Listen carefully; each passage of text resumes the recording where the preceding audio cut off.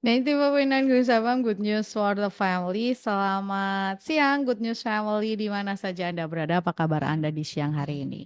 Kembali berjumpa bersama dengan saya Ningrum yang menemani Good News Family tentunya kali ini dalam program Hidup Sehat bersama dengan Rumah Sakit Pantiwilasa Dr. Cipto Semarang. Yes, di hari Jumat seperti biasa andalannya kita adalah kita kalau siang itu kita akan ngobrol tentang kesehatan gitu ya. Yang akan menjadi teman Anda di siang hari ini bersama dengan Ningrum untuk ngobrolin tentang seputar kesehatan, kasus-kasus dari dunia kesehatan, boleh juga gitu ya, tentang kesehatan pokoknya ya. Yang penting adalah sehat. Nanti di akhir atau ini kita akan banyak bagikan tips-tips sehatnya juga buat Anda. Jadi buat Anda yang mungkin nanti mau berinteraksi, mau nanya-nanya boleh silahkan di 081575 800 949 081575 800 949. Karena kita akan ngobrolin tentang kesehatan, ngobrolin tentang tema-tema tentang kesehatan ini pastinya akan menarik sekali buat Anda ya. Oke, kita coba sapa di bersama. Oke, siap. Bersama dengan Dokter Evan dari Rumah Sakit Pantiwilasa Dr. Cipto Semarang yang sudah terhubung melalui aplikasi Zoom. Selamat siang, Dok. Ya, selamat siang. Ya, apa kabar, Dok? Sehat? Ya, sehat, sehat, sehat. Dokter di mana nih? Masih di rumah sakit lagi dinas? Ya, lagi di rumah sakit. Tadi saya kira jam 11.30, Bu. Oh, di ininya kemarin udah di info 12 ya. Enggak diinfo, saya enggak diinfo. Jadwal meetnya jam 12 itu. Wah, iya, iya, iya. Oke, di hari ini kita akan ngobrolin tentang tema kita adalah sepsis. Jadi buat Anda yang mungkin mau tanya silahkan gitu ya, mau ngobrol bersama dengan saya dengan Dokter Evan juga tentang sepsis ini, si tema sepsis ini boleh banget. Oke, yap, Dok. Ini sebelum kita masuk ke sepsis ini gitu ya, Dok, si tema kita hari ini. Hari-hari ini gimana, Dok? Rumah sakit pasti ramai? Ya, kalau rumah sakit pasti kondisi seperti pada umumnya ya, Bu ya. Mm-mm, Tetap selalu ada kondisi penyakit sakit ya wajar ke rumah sakit. mm-mm, Jadi ya cukup ramai, cukup banyak, Bu, maksudnya kunjungan rumah mm-mm, sakit tetap seperti mm-mm. itu. Pun banyak rumah sakit juga tetap memang namanya sakit itu kan sehat itu biayanya mahal ya Bu kan Mm-mm. makanya ketika kita sehat kita harus menjaganya benar-benar karena kalau sudah sakit waktunya hilang biayanya Ya, hilang ya itu betul. seperti itu Bu. Yes, sebetulnya dari sakit itu bukan hanya sekedar biaya sih gitu ya, tapi seringkali yang bikin berat itu sebetulnya adalah waktu. Seperti yang Dokter Evan sampaikan, waktu yang hilang gitu ya. Karena mau nggak mau kita kan harus berkunjung ke rumah sakit dan kalau di rumah sakit itu juga ada mungkin ngantri-ngantrinya yang nggak sebentar gitu ya, dan juga nggak sesederhana yang dipikirkan gitu ya, ketekunannya itu kadang kadang ngantrinya misalnya kontrolnya harus sekian hari sekali atau sekian bulan gitu, itu tuh memang benar-benar yang harus diluangkan dan ya memang harus dijalani gitu. Ada loh yang sakit terus sepanjang hari kalau kontrol tuh benar-benar dari pagi sampai siang gitu ya, karena ada harus ini harus itu dan lain sebagainya ya, itu tadi gitu, itu kalau sakit tuh memang seperti itu. Oke. Tapi kalau ada kasus-kasus khusus nggak sih, Dok, yang sering terjadi hari-hari ini? Ya tetap ya seperti penyakit kronis seperti akibat diabetes gagal jantung atau penyakit jantung Mm-mm. penyakit kronis akibat hipertensi atau gula dan penyakit infeksi paling sering ya tetap didominasinya itu ya. Mm-mm. Oke, jadi masih putar-putarannya seperti itu gitu ya. Oke, nah hari ini kita akan bahas tentang sepsis. Dok, boleh dong cerita dulu ini si Oke. sepsis ini itu sebetulnya apa sih? Oke, jadi kita bicara hari ini tentang sepsis ya. Sepsis sendiri apa sih itu sepsis? Sepsis merupakan komplikasi terjadinya yang sering sebenarnya jarang, namun akibatnya sangat fatal atau tingkat kematiannya tinggi sekali. Jadi ini merupakan penyakit akibat infeksi yang tidak tertangani. Jadi Hmm. ketika tubuh kita terserang infeksi, tapi kita responnya ini tidak dapat mengatasi infeksi tersebut dan malah berlebihan. Nah, karena akibatnya itu terjadi namanya komplikasi ke seluruh tubuh kita, terjadi sampai gagal. organ, akhirnya organnya berhenti seperti itu. Hmm. Nah, penyebab si sepsis ini, Dok, atau biasanya Jadi terjadi gimana? nah, penyebabnya karena infeksi, jadi saya jelaskan. Dari infeksi Mm, apapun, dari infeksi sakit gigi yang kecil, infeksi mm, di paru-paru, infeksi di kulit, infeksi di organ pencernaan, usus buntu, cuma karena luka di kaki. Kalau kita tidak penanganan infeksinya salah, tubuh mm. kita bisa mengalami penyebaran kumannya atau penyebaran virusnya, jamurnya. Jadi tidak teratasi menyebabkan sepsis seperti itu. Hmm.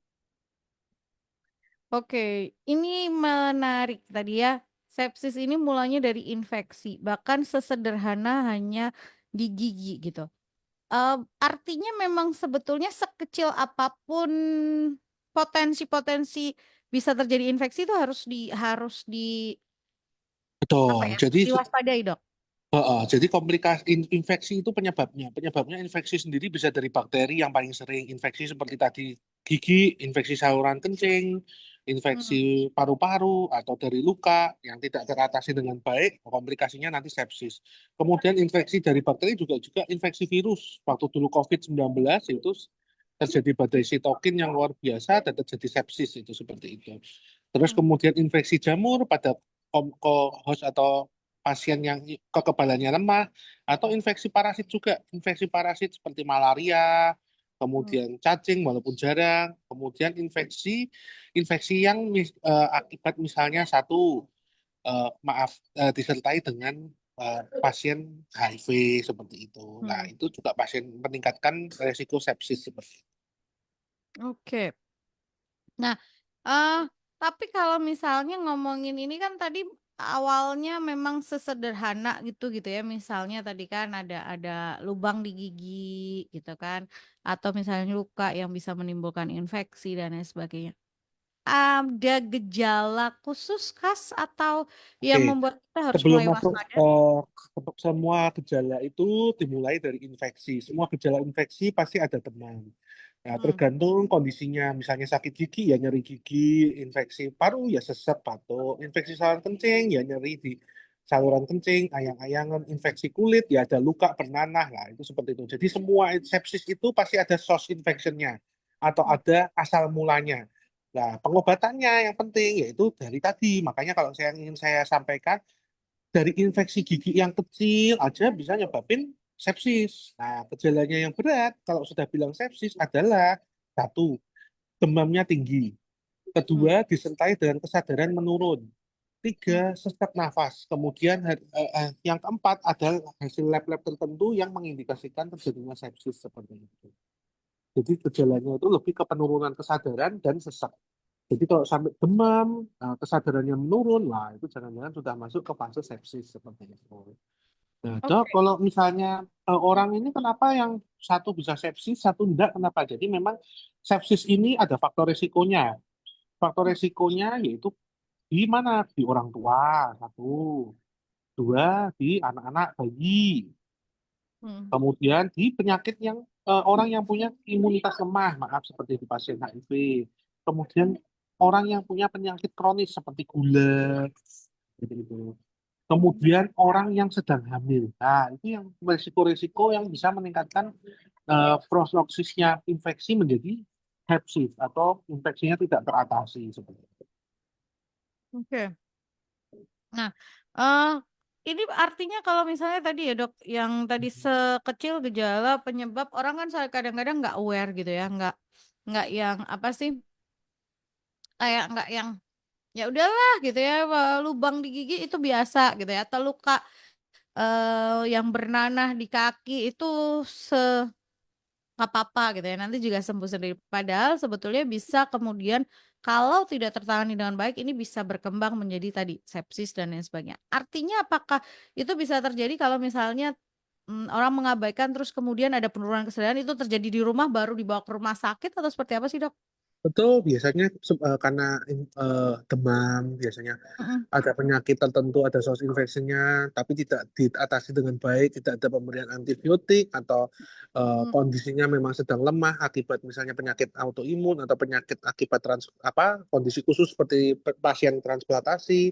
mm, Jadi ketika mudah kena flu aja, pasien yang sudah tirah baring lama, misalnya maaf ada pengasuhnya flu. Nah, pasiennya ini sudah tirah baring lama, ya itu bisa saja yang dari flu itu sampai menjadi kondisi berat. Yang di lain cuma common flu, yang pasiennya bisa sampai terjadi sesak, sampai kesadarannya menurun seperti itu. Jadi memang tanda-tanda sepsis tadi ya tadi, satu demam yang disertai dengan penurunan kesadaran dan bahkan sampai sesak seperti itu. mm. Oke, jadi itu bisa bisa ada di rumah gitu ya. Saya kemarin sempet sempet lewat gitu ya, waktu saya bermain sosial media itu sempat lewat ada seseorang yang menyatakan bahwa awalnya dari gigi, yang kemudian kok giginya berlubang gitu terus terjadi infeksi, besoknya si orang ini tuh mengalami sesak nafas gitu ya, ya itu dari demam, sesak nafas, kemudian akhirnya penurunan kesadaran sampai dilarikan ke rumah sakit dan dokter menyatakan itu sepsis. Awalnya dari infeksi gigi gitu ya. Kayaknya kayak orang itu kayak yang terus kemudian gini, "Hah, masa sih?" Gitu ya, kayak yang nggak percaya gitu bahwa itu terjadi, tapi memang itu bisa terjadi gitu ya, Dok, ya? Betul, betul sekali. Jadi memang kita itu ketika terjadi infeksi, tubuh memang sebenarnya secara imunitas mempunyai imun ya untuk Hmm, mengatasi namanya benda asing seperti bakteri. Nah, tetapi pada kondisi tertentu, ketika kita imunitasnya kurang atau ketika kita punya problem penyakit yang lain, mekanisme imunitas kita ini terganggu. Jadi hmm, yang seharusnya bisa mengatasi masalah atau mengatasi ibaratnya patogen yang di tubuh kita, kita nggak bisa mengatasi. Jadi patogen ini malah bereplikasi atau berkembang biak, yang kemudian yang menyebabkan peradangan di mana-mana. Peradangan di mana-mana ini yang menyebabkan terjadinya kerusakan organ pertama-tama, mulai menyerang ginjal, kencingnya nggak keluar, masuk ke otak, sawar otak, mulai peradangan otak, bisa kesadarannya mulai turun, oksigenasi paru-parunya jadi terganggu, seperti itu. Nah, hmm, kelama-lamaan dari yang termulainya terganggu, lama-lama rusak total. Ya, hmm, jadi komplikasinya itu sebenarnya dari sepsis mengarah ke multi organ failure atau kegagalan, kemudian maaf dari dysfunction dulu, dari fungsinya fungsinya menurun, nah kemudian ke multi organ failure. Wah, ketika sudah terjadi multi organ failure, bisa dikatakan 90% pasien pasti meninggal karena sudah komplikasi ke organ multi organ seperti itu. Dari ginjal, liver, jantung, bisa sama otak seperti itu. Jadi oke, dari ini sederhana eee, pun, kalau kita tidak mengatasi baik-baik, ya bisa menjadi sumber ya, sepsis. ya. Pertanyaannya selanjutnya yang sering kali ditanyakan, progresnya ini apakah memang sering kali memang cepat terjadi atau sebetulnya itu bisa berlangsung lama? Biasa kalau sepsis itu tidak mungkin kasus yang 1 2 hari langsung sepsis, enggak. Pasti mungkin sudah seminggu, ada pengobatannya kurang adekuat, ada Mhm, abses atau benjolan, ada nanah gitu. Tapi penanganannya belum baik, ya itu mulai menyebar. Jadi ibaratnya sepsis itu infeksi yang menyebar lah secara garis besar. Karena tubuh kita tidak bisa mengatasinya, Bu, seperti itu. oke, artinya memang sebetulnya tubuh itu sudah memberi gejala gitu ya, Dok? Iya, jadi karena gejala demam biasa ya orang bisa bicara misalnya satu akibat batuk, ya batuk Mhm, pneumonia. mhm, Ketika kita sesak, batuk, tapi tidak berobat, tidak diberikan pengobatan antibiotik atau apa, ya nanti kelama-lamaan menyebar ke organ yang lain. Peradangannya pun juga menyebar, ya terjadi kerusakan atau penurunan fungsi organ. Ditandai misalnya, loh kok tiba-tiba kencingnya kok berkurang ya? Wah, kalau sudah ada tanda-tanda kencing berkurang ini, jangan-jangan sudah mengarah ke gagal ginjal akut akibat sepsis, yang mhm. menyebabkan nanti malah lama-lama gara-gara ginjalnya rusak, merusak lagi yang lain semuanya. Jadi seperti lingkaran setan, Bu. Ketika gara-gara satu infeksi saja tidak teratasi, ya penyakitnya jalan terus, rentetan terus seperti itu. Ya, tapi kalau misalnya memang sudah ditegakkan bahwa ini sepsis gitu, bisa sembuh nggak sih, Dok? Semua kembali lagi ke pasiennya lagi ya Bu ya. Hmm. Jadi memang ketika kita belum ada satu usianya masih muda, misalnya kemudian fungsinya jantung masih baik, nah itu harapan hidupnya lebih lebih baik. Tapi kalau ketika pasiennya sudah di atas 65 tahun, yang fungsi organnya pun misalnya tanpa ada terjadi sepsis sudah terjadi penurunan, ya pasti angka keberhasilan terapinya juga lebih rendah Bu. Hmm. Jadi Kembali lagi ke pasiennya masing-masing seperti itu. Kalau kondisi misalnya pasien iya masing-masing. kondisi pasiennya sudah satu memang sebelumnya sudah punya gagal ginjal, sudah punya gula, sudah punya jantung lemah, ya terkena infeksi yang berat, sudah mudah kena infeksi dan kalau terjadi infeksi tidak bisa mengatasi. Seperti itu kayak lingkaran setan Bu sebenarnya. Hmm. Jadi pasien yang seperti maaf usia lanjut itu sudah mudah terkena tapi juga susah disembuhkan ibaratnya seperti itu. Nah, ini pasien usia lanjut ini memang harus harus harus punya apa ya? Pengawasan khusus lah sebetulnya dari orang-orang di sekelilingnya gitu ya. Oke, Dok, nah sekarang caranya untuk, kalau kita mau mencegah gitu ya, berarti jangan ada sampai ada infeksi-infeksi yang berlanjut seperti itu ya, Dok, ya? Karena pasti pola hidup sehat ya Bu ya, walaupun kita sudah usia, olahraga rutin itu pasti meningkatkan imunitas, tidur yang Ya. cukup, yaitu vitamin ya, kita biasa bicara seperti itu. Jangan merokok, ya. Mhm, Itu karena pola hidup sehat sendiri kan membantu imunitas kita baik, jadi ketika terjadi infeksi pun tubuh kita masih bisa mengatasi infeksi tersebut. mhm, mhm, mhm. Nah, tapi kalau misalnya nih, misalnya terjadi tadi kan ada yang sesederhana dia ada lubang di gigi, terus kemudian ada nyeri dan lain sebagainya. Kapan sih sebetulnya atau mungkin luka atau apa gitu ya, seseorang harus, datang ke fasilitas kesehatan untuk melakukan, pemeriksaan? Kadang-kadang orang kan mengabaikan, "Alah ini sakitnya sebentar aja, saya masih kuat untuk nahan nyerinya," gitu. Padahal nggak tahu bahwa kondisinya sebetulnya bisa berpotensi untuk hal yang lebih parah. Ya, jadi memang kondisi tertentu kita harus aware. Satu adalah demam. Ketika Hmm. demam tinggi di atas 40, nah itu sudah harus aware, apalagi kalau usianya sudah usia, maksudnya bukan anak-anak. Hmm. Anak-anak itu yang lebih sering demam tinggi, tapi kalau sudah dewasa, sudah 40 itu tanda bahaya sekali. Jadi Oh. memang kalau sudah demam 40, wah itu baiknya langsung segera periksa ke dokter. Kedua ada gejala seperti satu sesak, sesak napas itu adalah kondisi yang harus kita segera periksakan. Apakah sesaknya karena sakit jantung atau sakit paru atau akibat komplikasi dari sepsis tadi. Ya itu harus segera periksa. Ketiga, ketika memang tubuh kita kondisinya sudah merasa lemas, kan orang bisa tahu batasannya ya, sudah kondisi Hmm. lemas jangan dipaksakan. Karena Mhm. tubuh kan sudah kondisinya sudah mekanismenya apa kompensasinya sudah mulai berkurang. Ya Mhm. harus diperiksakan seperti itu. Mhm. Apakah ada tanda-tanda khusus? Enggak. Biasanya memang yang perlu kita hati-hati itu kalau ada namanya abses atau kita bicara bisul ya Bu ya. Ya. Bisul bagian leher itu perlu hati-hati karena Oh. penyebarannya cepat. Jadi bisul di bagian leher, bagian itu seringkali mudah sekali terjadi komplikasi yang menyebarnya cepat Bu, di bagian leher, di bawah bawah rahang itu juga sering sekali. Hmm, hmm, hmm, hmm. Oke, jadi memang eh apa bisa dibilang ini harus diwaspadai. Ini saya baru tahu loh bahwa demam tinggi pada usia dewasa itu adalah suatu hal tanda bahaya. Betul, karena pada anak-anak memang lebih sering ya. Jadi kalau Iya. usia mungkin usia 5 sampai 10 tahun itu suhu Heeh. 40 derajat memang Biasa. anak-anak lebih sering. Tapi kalau dewasa itu biasanya mentoknya 395, 396, tapi nek sudah di atas 40, wah itu sudah warning sign itu. Sudah Oke. tanda bahaya. Cuman ya kembali lagi ke pengaturan suhu ya. Jadi ngecek suhunya yang benar. Kadang-kadang kan Ya, sekarang betul. itu akibat pemeriksaan suhu yang pakai tembak itu kadang-kadang tidak akurat seperti itu. Hmm. Yang akurat tuh yang seperti apa sih, Dok, sebetulnya? Ya, jadi begini, masing-masing alat itu punya eh, ininya sendiri, maksudnya punya pengukuran sendiri. Maksudnya ada yang khusus di telinga, ada yang khusus di forehead, ada yang tadi lewat aksila. Jadi ya harus sesuaikan. Kalau memang untuk forehead infrared ya dilakukan pemeriksaan di dahi.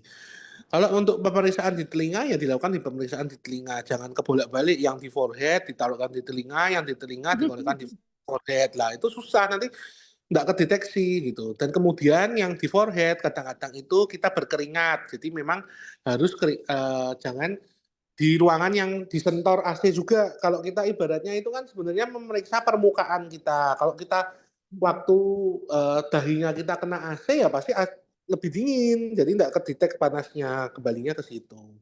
Jadi yang mau ideal ya memang kalau mau pas ukurannya kita ke suhu inti.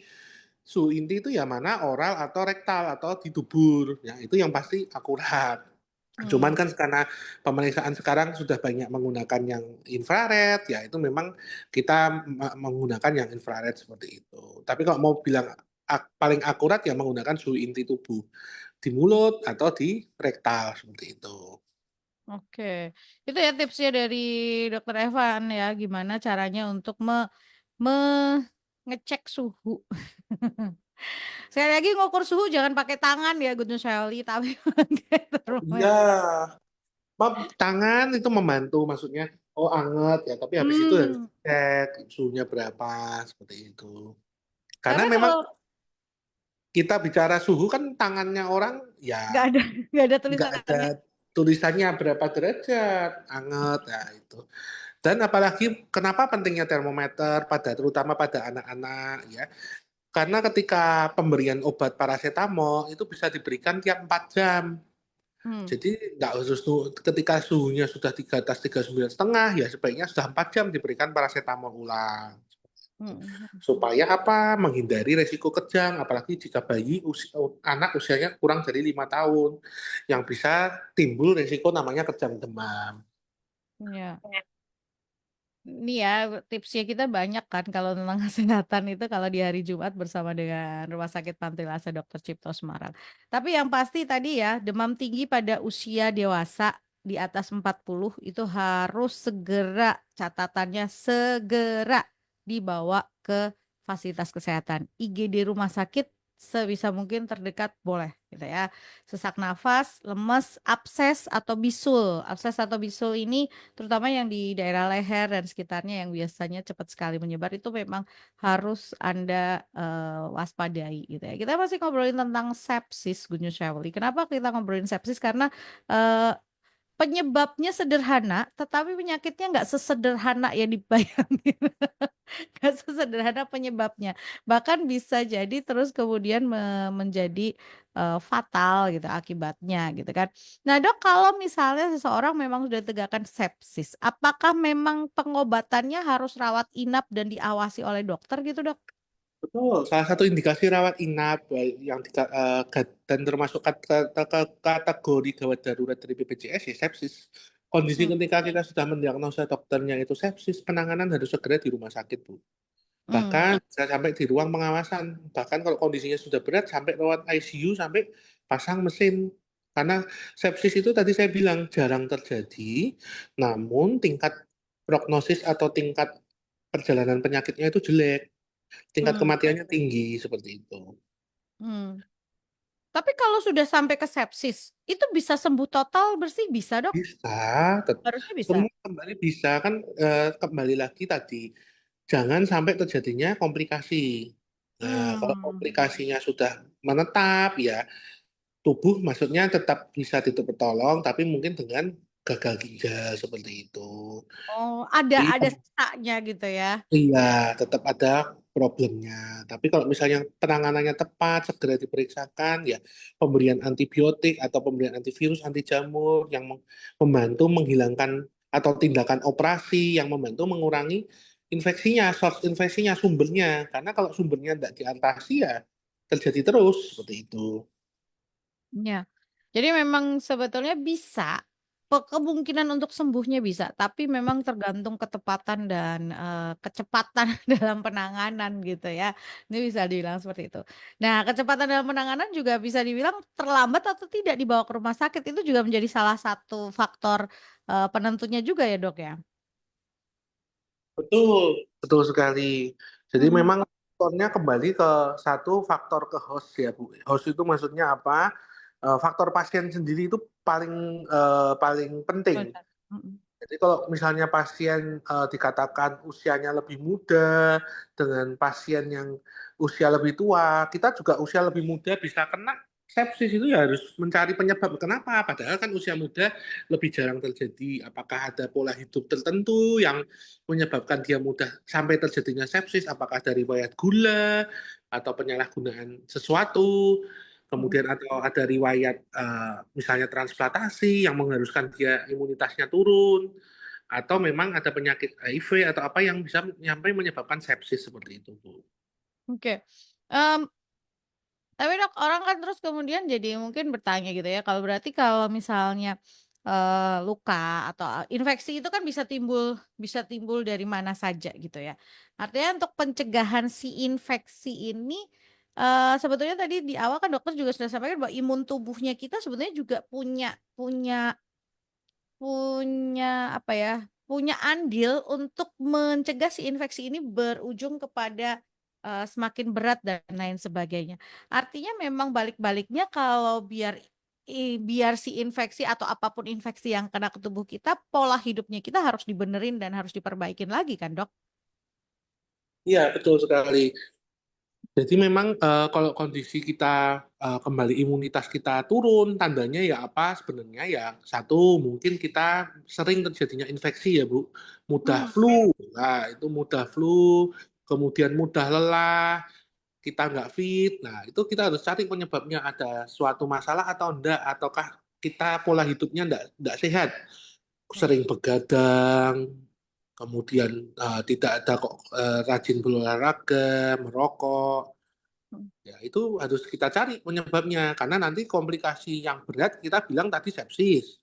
Tapi kan mhm, komplikasi yang lain bisa saja mengganggu satu masalah, satu eh, kesehatan ya Bu, mhm, sering flu, atau dua masalah eh, psikososial, jadi lebih mudah marah, mhm, karena kan mudah capek, mudah teragitasi, mudah marah, atau bahkan juga bisa mengganggu masalah seksual juga, karena kalau imunitas atau tubuh kita nggak fit pasti akan mempengaruhi semua seperti itu. Jadi dari fisik kita lelah, emosi kita lelah, ya, jadinya mudah terserang penyakit, ya seperti itu. iya. Ini karena tingkat kefatalannya juga cukup tinggi ternyata ya si sepsis ini memang memang harus benar-benar yang kitanya harus waspada banget sih, Dok, ya. Iya, Nah, buat Anda yang mungkin mau nanya boleh loh di 081575 800 949 081575 800 949. Kita lagi bahas tentang sepsis. Sepsis ini adalah tadi infeksi gitu ya. Infeksi yang menyebar gitu lah. Secara sederhananya sebetulnya bahasannya seperti itu gitu ya. Komplikasi akibat respon dari tubuh kita terhadap infeksi atau infeksi itu sebetulnya kan memang respon alami tubuh gitu ya terhadap sesuatu yang asing. Betul ya, Dok, ya? Sesuatu yang asing yang masuk ke dalam tubuh kita gitu. Nah, tapi kalau itu, tadi urutannya sudah disampaikan oleh Dokter Evan. Kalau ini, ada sepsis, ada infeksi menyebar terus sampai akhirnya itu kegagalan organ gitu kan. Nah, ini yang bisa jadi berbahaya, gitu New Shelley. Nah, awalnya tadi demam, gejalanya dari demam, terus sesak nafas, kesadarannya mulai menurun gitu ya, lemes, atau juga abses dan ini. Jadi pe apa ya, waspadanya gitu ya, pencegahan waspadanya kalau ya. misalnya pencegahan gitu, itu gimana? Ada nggak, Dok? Pencegahan salah satunya juga vaksinasi. Oke. Iya kan kalau vaksinasi kita bisa timbul imunitas. Imunitas itu kan memberikan kita kekebalan. Jadi dengan adanya vaksinasi, misalnya kita memberikan vaksinasi pneumonia. Jadi Mhm, komplikasi untuk terjadinya pneumonia setelah pneumonia bisa lebih sedikit, Bu. Seperti itu. mhm, mhm, mhm.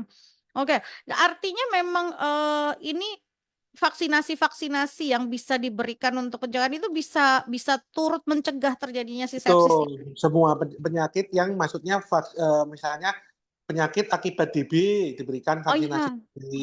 Itu juga bisa mencegah komplikasi diabetes komplikasi demam berdarah yang sampai ke otak seperti itu atau penyakit Java encephalitis itu oh juga iya bisa Java.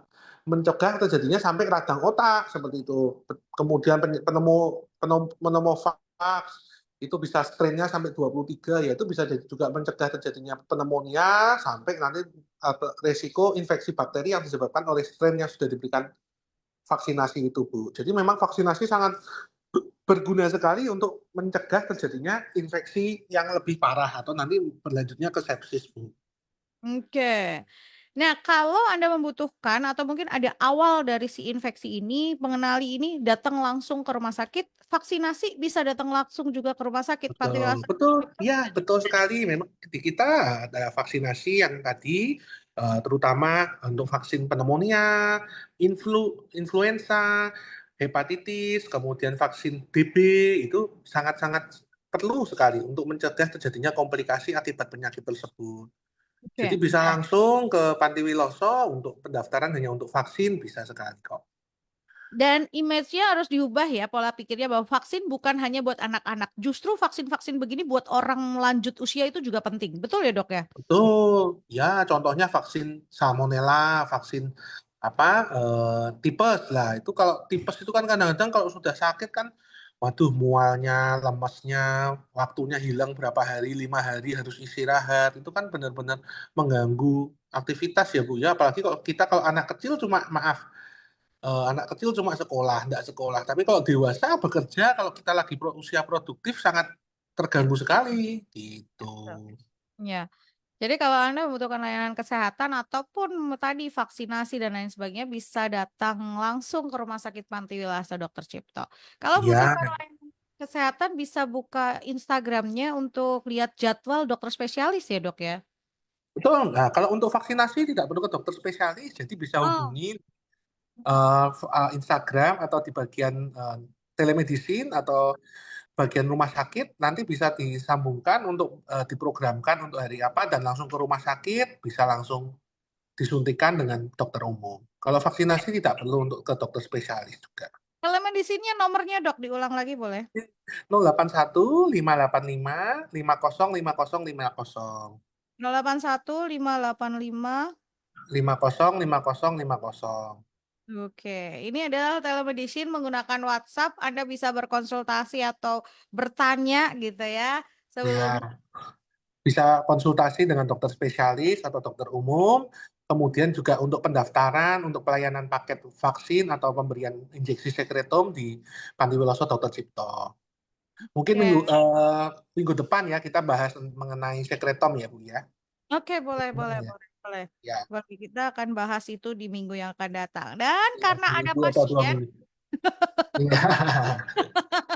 karena ini dokter Hewan lagi di rumah sakit, ada pasien gawat, kita harus selesai, tapi nggak apa-apa. Dokter Hewan terakhir deh, pesan atau kesimpulan dari apa Oke. yang kita bahas Ya, buat Good News. jadi pada siang ini kita mengenai apa itu sih sepsis. Jadi dari infeksi yang kecil, sakit gigi, nanti timbul bisul, timbul abses di leher, di rahang, bisa sampai menyebar ke seluruh tubuh, bahkan menyebabkan kematian. Intinya jangan kita sepelekan hal-hal yang karena sakit. Jadi karena sakit itu biayanya mahal, waktunya habis. Jadi harus segera kalau kondisi tertentu kita harus segera periksa ke fasilitas kesehatan, bisa ke rumah sakit atau ke dokter, harus segera dicek.